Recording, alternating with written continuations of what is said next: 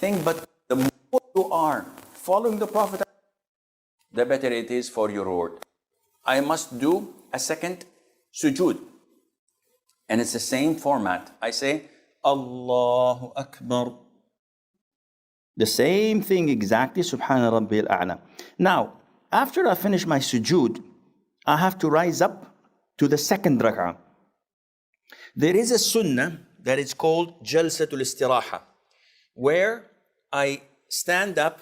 Before I stand up, I give a small pause, and then I say Allahu Akbar. So when standing up, one should not stand with 4 fingers between the 2 feet, like some schools of thought say. And you go to the masjid and you find the people standing like this. What is this? If you want to answer the call of nature, go ahead, but don't come to the prayer when you're this tight. So this is, the way I'm standing is wrong. Some brothers, when they want to come and pray, they do this. Why? He says, the one on the right is far away from me, and the one on the left is far from me. And the brothers is doing this and doing this. Akhi, what are you doing? This is done in karate, in taekwondo, but not in prayer. So how should I stand? Stand normally, akhi. The width of your shoulders should be relevant to the distance between your 2 feet. Don't stand like this, because this is not pointing to the Qibla, and don't stand like this, because this means you have to see your orthopedic surgeon, you have a problem with your knees. But stand in a normal way, either like this or a little bit away from each other. Make it natural the way you stand. So I rose to the second rak'ah. Do I raise my hands? No. I simply say Allahu Akbar and resume my second rak'ah exactly as the first rak'ah. And I recite the Fatiha. I recite an optional surah afterwards, as according to the Sunnah. Now, one thing that we need to pay attention to, and 90% of Muslims are doing, unfortunately, it is a mandatory act of reciting the Quran, of making dhikr, of making dua, is to move your lips. What do you mean, Sheikh? If you pray the Fatiha like this, I just said Ameen in my head. I did not move my lips. I did not move my tongue. Your prayer is invalid.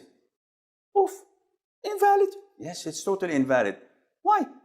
See, when I think of punching my cameraman in the face, or taking the wallet of the man sitting there and robbing him of his money, I didn't utter it, I didn't act upon it, there is no sin on me. Whatever goes in my mind, there is no sin. Likewise, if I just simply recite the Quran in my mind without moving my lips with it, it does not count. It's just scanning things in my head. I have to say,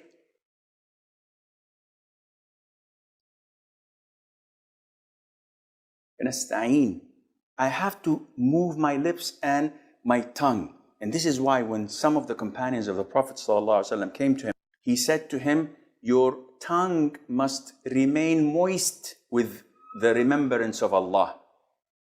Which means that you have to move your tongue when reciting the Quran, saying Allahu Akbar. The people, they do like this. And they keep on their prayer without moving the lips, and this is totally wrong. One of the things that a lot of the Muslims also make a mistake in is keeping their eyes closed. So what are you doing? Well, I am daydreaming. I think I'm on the beach in Côte d'Azur, in Cannes or Nice. Wow, it's fun. Allahu Akbar. What? This is totally haram. Why are you closing your eyes? He said, oh, Sheikh, I'm distracted.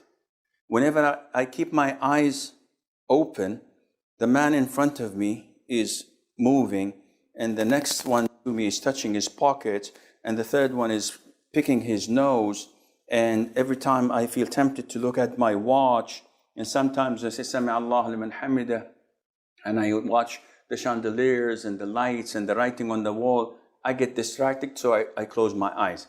This is not permissible. Why? Because neither the Prophet ﷺ nor his companions had ever done this, and they had more things to distract them than you. Now, if you tell me that there's a child in front of you while praying, sometimes you get these situations. You get a 3-year or 4-year-old child standing in front of you, looking into your eyes and doing faces to you. This would make you break into laughter. So in order to avoid this, you close your eyes for maybe 5-10 seconds until he goes away. This is okay. But to think that tranquility comes only through closing your eyes while doing this, this is against the sunnah and it's not permissible.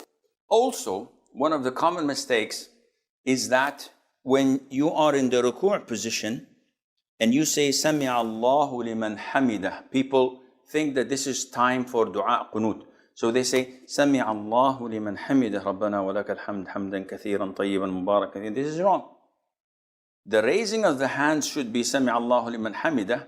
If you want to make dua, either put your hands to your sides or to what I have indicated to earlier, put the right on the left on the chest and say, Rabbana wa lakal hamd, hamdan kathiran tayyiban mubarakan fi. This is only done in qunut of witr. When you're making dua, in qunut of witr, not during their prayers as usual. I bow and I prostrate and then I sit for the first tashahhud. So when I rise up from the second sujood to sit for my first tashahhud, I'm in the position of iftirash. I sit on my left foot with my right foot erect, with my toes pointing to the qibla. And I begin to say at-tahiyyat, which is mandatory. Now, my left hand is on my knee and thigh in here. My right hand has 2 positions. The first position is to grab the 2 pinky and the one next to it finger, to attach the middle finger with the thumb, doing a circle like this, and to point with my index finger like this. This is position 1, which the sunnah came with. The second position is to make a fist with all 4 fingers, pointing only with the index finger.